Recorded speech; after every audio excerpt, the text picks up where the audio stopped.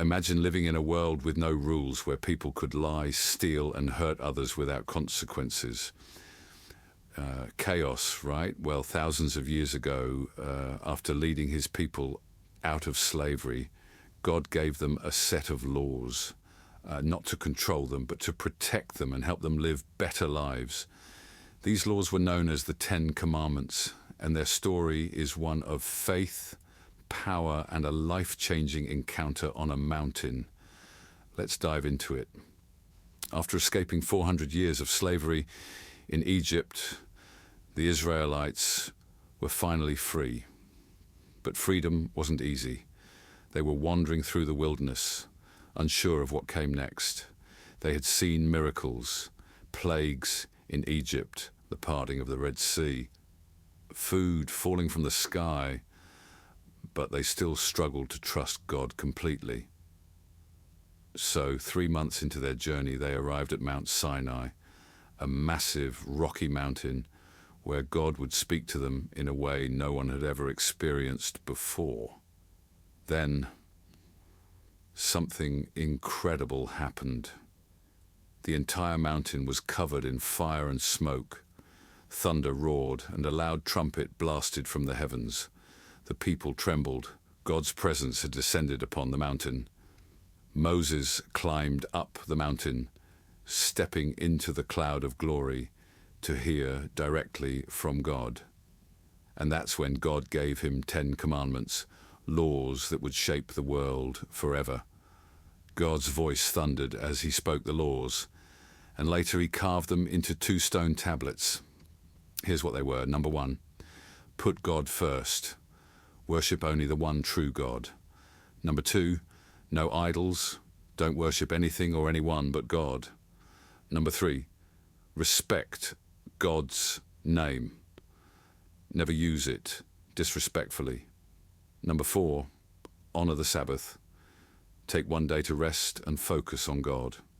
Number 5, respect your parents. Treat them with love and honor. Number 6, do not murder. Life is sacred. Don't take it away. Number 7, be faithful in marriage. Stay committed to your husband or wife. Number 8, do not steal. Take only what belongs to you. Number 9, do not lie. Always speak the truth. And number 10, do not envy others. Be content with what you have. These weren't just rules, they were instructions for a better life, for peace, justice, and a stronger relationship with God and people.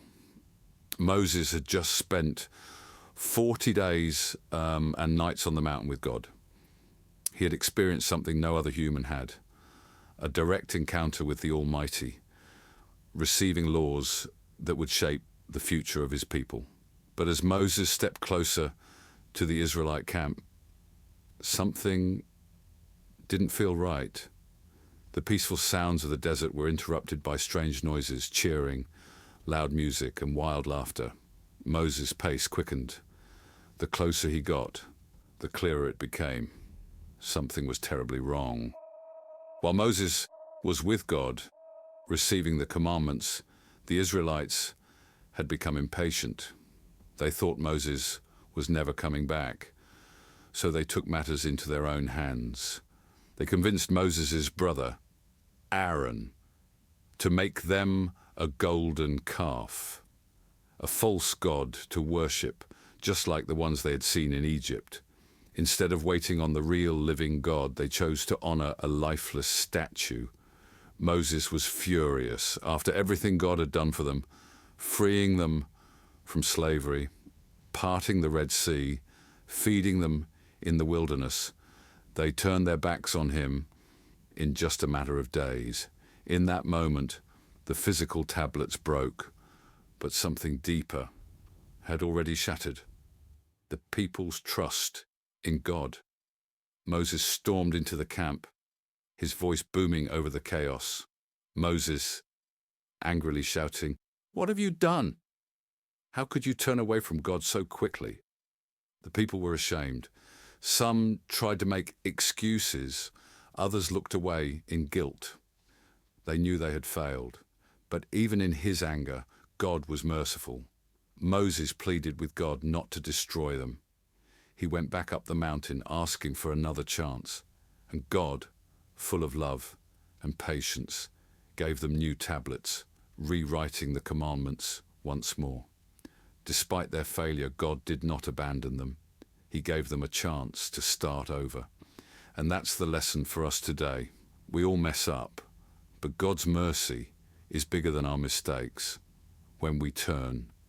From that moment on, the 10 Commandments became the foundation of morality and law, not just for the Israelites, but for the entire world. Even today, thousands of years later, they still shape laws, guide choices, and remind us how to live with integrity and faith. So what can we learn from the story of the 10 Commandments?